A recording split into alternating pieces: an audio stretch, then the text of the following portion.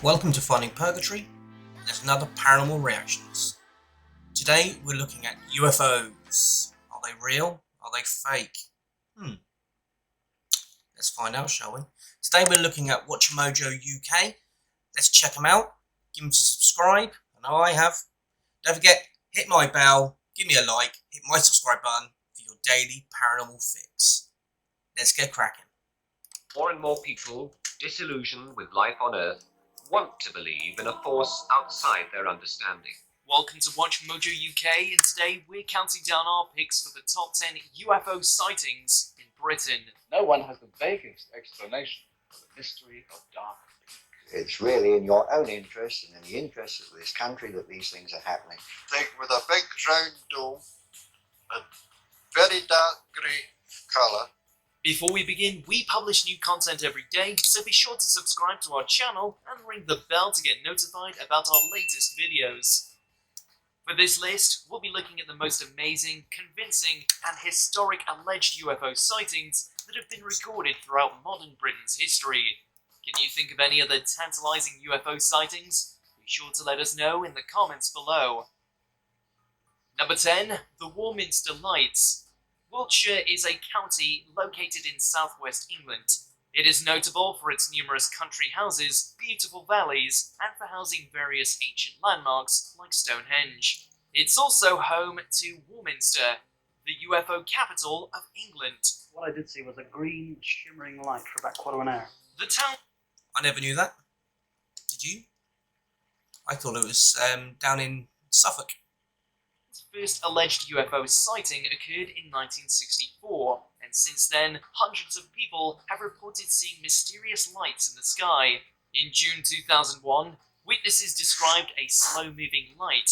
Others have reported three bright lights arranged in a triangular formation. One man by the name of Mike Booth even reported seeing a metallic craft while out cycling. Number 9. Kim Wilde's report. The UFO sightings seem more credible if celebrities report them. English singer Kim Wilde, perhaps best known for her 1981 single, Kids in America, reported seeing a UFO-like phenomenon in June of 2009. While enjoying time in her Hertfordshire garden, Wilde saw a light behind a cloud with a similar hue as the... I've got probably 10-20 pictures just like that. But I've captured them inside buildings, and and people have said they're orbs, as in a spirit, and it looks just like that. So, because there's no definition, you can't see how far away it is or how close it is. So it's really hard to distinguish what it could be. As she told BBC News, it proceeded to zip around very quickly in a back and forth formation and shifted something in the air. Oh no. Aliens inspired by pop comeback. Just lost all credibility. This exact same phenomenon was reported by Diane and Andy Pryor of Welwyn Garden City, a town also located in Hertfordshire. They told the Welwyn Hatfield Times the light was above the clouds, swinging left to right. Number 8. The Dark Peak Sonic Booms. No one has the vaguest explanation for the mystery of Dark Peak. Did you ever watch Strange But True? The Dark Peak is part of an upland area in central England known as the Peak District.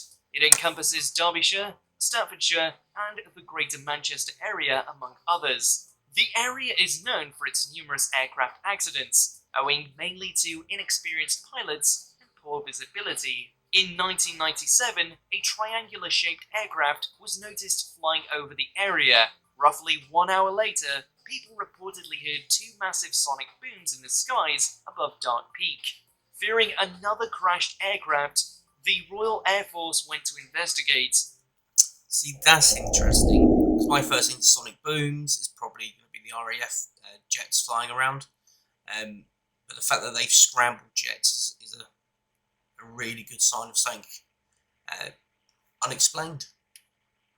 The search included helicopters, sniffer dogs, and hundreds of volunteers. Yet they failed to find anything of note.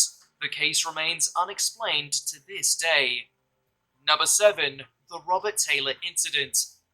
This story involves a Scottish forester named Robert Taylor. While walking Deckman Law with his dog, Taylor saw a flying dome hovering over the forest floor. He reported smelling something like burning brakes and was allegedly abducted by mini spheres in the shape of sea mines. Taylor proceeded to lose consciousness, and when he returned home, he appeared. Now, was Taylor on the Ouija ram whilst he was walking around the forest, or did he actually get abducted by aliens? I've got to say, these drawings are very detailed. So yeah, who knows? Scraped and dishevelled. He came right up beside me, and I remember feeling a tug at that time, and a very powerful smell, a choking sort of. Did his dog get abducted? Maybe we should have an interview with the Labrador as well. Let's find out. Smell. And that was it. When he later returned with the police, officers reported seeing ladder-shaped marks in the ground. They subsequently filed it as an assault, making this the only UFO case to be subjected to an official criminal investigation. Number 6, Clapham Wood Sightings. Located on the very southern tip of England in the county. Regarding to the woods side of things, myself and Jamie from Paranormal Torch, check him out. We're wanting to do a series on haunted woods around the UK. Do you have a haunted woods near you? Let us know in the comments, and maybe we'll check it out with you. Called West Sussex, there is a woodland area known as Clapham Wood. This is an infamous location in English lore, as it's said to be the site of satanic activity, unexplained deaths, ghosts, pets growing mysteriously ill, and yes, numerous UFO sightings. Suffice to say, it is very creepy. The area was subjected to alleged UFO phenomena beginning sometime in the 1960s, and these reports continued well into the following decade. Numerous articles have been written about the forest, but unfortunately, nothing has ever explained the area's eerie phenomena. Number 5, the West Freugh Incident. Located on the southwestern tip of Scotland, is the site of a defence contractor working for the Ministry of Defence. This was once the location of a Royal Air Force station which operated from 1937 to 2001. Back in 1957, they experienced a truly unusual piece of aviation phenomena. A massive object, roughly the size of a ship, was observed on radar hovering at 50,000 feet over the Irish Sea. Wow. It remained stationary for 10 minutes before quickly rising to 70,000 feet and making what is reported to be an impossible sharp turn and disappearing. A report written in 2009 by Martin Shaw of the National Aviation Reporting Centre on Anomalous Phenomena found no satisfactory explanation of these radar targets. Number 4. I would love to see the data from that radar station to see that, because if that ever come out in the public domain to show that information, maybe it is. There is no way of saying that is something that we have built on this planet, because back then the technology wasn't even there for that something that size to be flying. So that would be cool. Lakenheath-Bentwaters Incident. The RAF was subjected to another UFO encounter on the night of August 13th, 1956. Numerous objects were reported on the radar, including something coming from the sea at several thousand miles per hour. A crew was sent out to investigate, but found nothing. Later in the evening, an object travelling upward of 4,000 miles per hour was observed on the radar. Concurrently, a fast-moving white light was seen by a pilot and ground personnel. Another pilot at nearby Lakenheath reported being chased by an unidentified target for 10 minutes. The controversial Condon Committee made a famous declaration by saying, in this case, the probability that at least one genuine UFO was involved. Novi League Challenge at Novibet. Predict the final score of our match of the day and win up to 500 appears to be fairly high. Number 3. Exercise Mainbrace. In September 1952, the newly established Allied Command Atlantic launched a large-scale naval operation called Exercise Mainbrace. They deployed various NATO technologies, including aircraft carriers and anti-submarine forces, to simulate an attack on Europe. Various UFOs were spotted throughout the operation. On September 13, the crew of a Danish destroyer observed a fast-moving triangular-shaped object with a blue glow. The crew of the USS Franklin D. Roosevelt noticed numerous silver spheres following the aircraft carrier. The most famous reports came from Topcliffe, England, when RAF crewmen I do find it fascinating that a lot of these UFO sightings are done by pilots, be it commercial or military, and then also by the military in general. Now, is that, if aliens are true and they're going to scope us out, what's the first thing you're going to do? You're going to scope out defences, the ability of protection. So that kind of makes sense if you're an attacking force in any scenario. observed a circular object following a fighter jet before zipping off at unimaginable speed. The reports were so alarming that the British Air Ministry opened a so-called UFO desk the following year to research and report on UFO phenomenon. Number 2. The Stan Hubbard sighting. Stan Hubbard was a test pilot working for Britain's Royal Aircraft Establishment. On the night of August 15, 1950, Hubbard discovered a grey discus-shaped object rimmed with sparkling lights, rocking from side to side and travelling at amazing speed. 2 weeks later, he and a group of RAF personnel observed the exact same object.